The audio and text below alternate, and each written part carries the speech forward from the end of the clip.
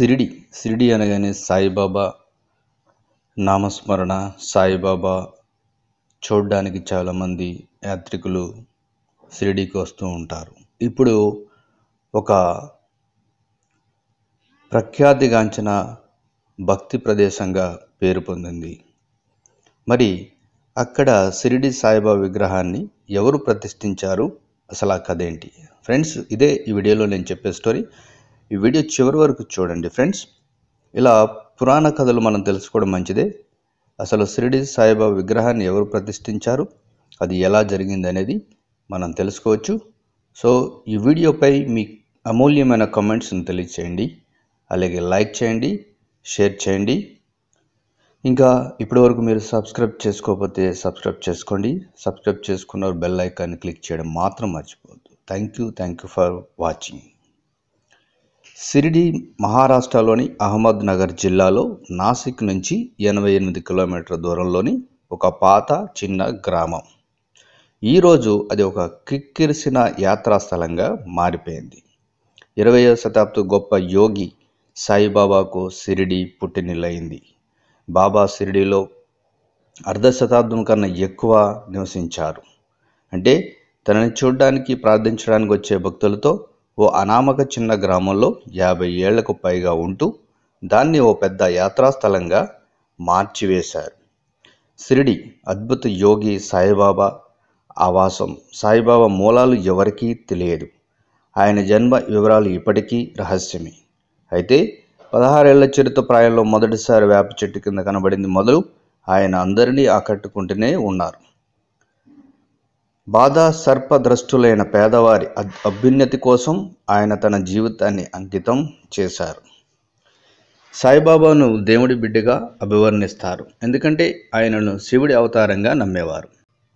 ఎప్పుడు ఆయన సబ్కా మాలిక్ ఏక్ అంటూ తన జీవితం మొత్తం సర్వమానవ సౌభ్రతత్వం, సర్వమత శాంతి సందేశాలను బోధిస్తూ ఉండేవారు. షిరిడి అప్పటి నుంచి కేవలం ఆయన అద్భుత రూపాన్ని తమ కళ్ళతో చూసేందుకు దేశం నలుమూలల నుంచి వచ్చే సందర్శకులు, భక్తులతో నిండిపోయింది.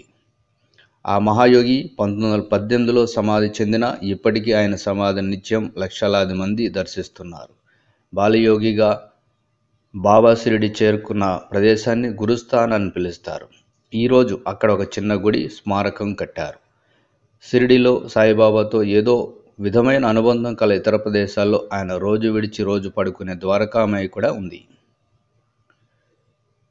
ఖండోబా దేవాలయం, సాకోరి ఆశ్రమం, శని దేవాలయం, చంగదేవ్ మహారాజ్ సమాధి, నరసింహ దేవాలయం షిరిడి వెళ్లే భక్తులను ఆకర్షించే ప్రదేశాల్లో కొన్ని.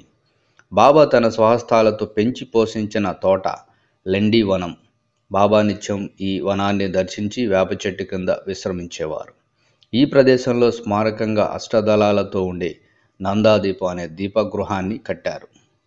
నిలువెత్తు సాయిబాబా విగ్రహాన్ని దర్శించి ఆశీస్సులు పొందేందుకు భక్తులు సాధారణంగా తెల్లవారుజాము నుంచే బారులు తీరుతారు. గురువారాల్లో రద్దీ బాగా ఉంటుంది. ఆ రోజు ప్రత్యేక పూజ, బాబా విగ్రహ ప్రత్యేక దర్శనం ఉంటాయి. మందిరం ఉదయాన్నే 5 గంటల గల కాకడ ఆరతితో తెరుస్తారు. రాత్రి ప్రార్థన తర్వాత రాత్రి 10 గంటలకు మూసివేస్తారు. మందిరంలో 600 మంది భక్తులు సరిపోయే పెద్ద హాలు ఉంది. మొదటి అంతస్తులో ఆయన జీవితంలో ముఖ్య ఘట్టాలను చూపే చిత్రపటాలు ఉన్నాయి. అవి చూడవచ్చు. ఈ పవిత్ర స్థలంలో దుకాణాలన్నింటిలో బాబా జీవితానికి సంబంధించిన జ్ఞాపకాలు అమ్ముతారు. షిరిడి అనే చిన్న పట్టణం ప్రపంచవ్యాప్తంగా ఉన్న సాయి భక్తుల భక్తి తత్పరతతో గుబాలిస్తుంది. ప్రపంచ ఆధ్యాత్మిక పట్టణంలో ఈ పల్లెకు అగ్రతాంబూలం ఉంది. తప్పకుండా చూడాల్సిన ఇతర దేవాలయాల్లోని శని, గణపతి, శివాలయాలు ఉన్నాయి. ఎంతో పవిత్రంగా భావించే షిరిడిలోని సాయినాథుని విగ్రహాన్ని ఎవరు ప్రతిష్ఠించారు, అసలు ఇది తెలుసుకుందాం. ఈ విషయాలు ఈ వ్యాసంలో మనం తెలుసుకుందాం ఫ్రెండ్స్. గుజరాత్లో 1889వ సంవత్సరంలో జన్మించిన స్వామి సాయి చరణ్ మొట్టమొదట సాయిబాబాను తన తండ్రితో కలిసి మొట్టమొదట 1911లో బాబాను దర్శించుకున్నాడు.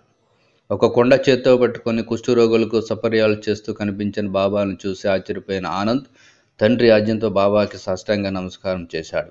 అప్పుడు బాబా ఆనంద్తో దేవుడు ఉన్నాడో లేడో అనకు అన్నాడు. అటు తర్వాత 1912లో జూలై గురు పౌర్ణమి రోజున బాబా ఆనంద్కు కలలో కనిపించి నువ్వంటే నాకు చాలా ఇష్టం అని చెప్పాడు. అది మొదలు ఆనంద్ షిరిడీలోనే ఉండిపోయాడు. బాబా భక్తుల దగ్గర దక్షిణ తీసుకోవడం చాలాసార్లు గమనించాడు. బాబా జీవితంలో అద్భుతాలు, ప్రబోధాలు పేర్కొంటూ ఒక పుస్తకాన్ని తన బాబాకు సన్నిహితంగా ఉంటూ పరిశీలించినప్పటి విషయాలను పేర్కొంటూ మరొక పుస్తకాన్ని రచించాడు. బాబా మహాసమాధి అయిన తర్వాత సాయి సంస్థలోని కార్యకలాపాలలో ఆనంద్ చురుకుగా పాల్గొనేవాడు.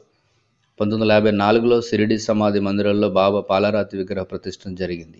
ఆనంద్ 1963లో సన్యాసం స్వీకరించి స్వామి సాయి చరణ్ ఆనందజీగా మారి అందరి మన్ననలు పొందారు. ఈ పవిత్ర క్షేత్రాన్ని ఏడాదిలో ఎప్పుడైనా చూడవచ్చు. కానీ వర్షాకాలంలో ఇక్కడ వాతావరణం హాయి గొల్పేదిగా ఉంటుంది కనుక వర్షాకాలం దర్శించడం మంచిది. షిరిడీలో జరిగే ప్రధాన పండుగలు గురు పూర్ణిమ, దసరా, శ్రీరామనవమి అప్పుడు కూడా ఈ క్షేత్రాన్ని దర్శించవచ్చు. ఈ పండుగలప్పుడు భక్తుల రద్దీ ఎక్కువగా ఉంటుంది. వాతావరణం అంతా సాయి భజనలతో మారుమోగిపోతుంది. అప్పుడు జరిగే రథయాత్రలో కూడా పాల్గొనవచ్చు. ఈ రోజుల్లో మాత్రమే షిరిడీలోని సమాధి మందిరం రాత్రంతా తెరిచి ఉంటుంది. సాయిబాబా యొక్క ఈ పవిత్ర నివాసానికి రోడ్డు, రైలు, వాయు మార్గాల ద్వారా తేలిగ్గా చేరుకోవచ్చు. సో ఇది అహ్మద్ నగర్ మన్మాడ్ రాష్ట్ర రహదారి నంబర్ 10 మీదుగా మనం వెళ్ళవచ్చు. ఇది అహ్మద్ నగర్ జిల్లాలోని కోపర్గావ్ నుంచి కేవలం 15 కిలోమీటర్ల దూరంలో ఉంది. సో ఫ్రెండ్స్, మరి బాబా విగ్రహాన్ని ఎవరు ప్రతిష్ఠించారో మనకు తెలిసింది. సో ఫ్రెండ్స్, మీరు కూడా బాబాని దర్శించుకోండి. Thank you for watching.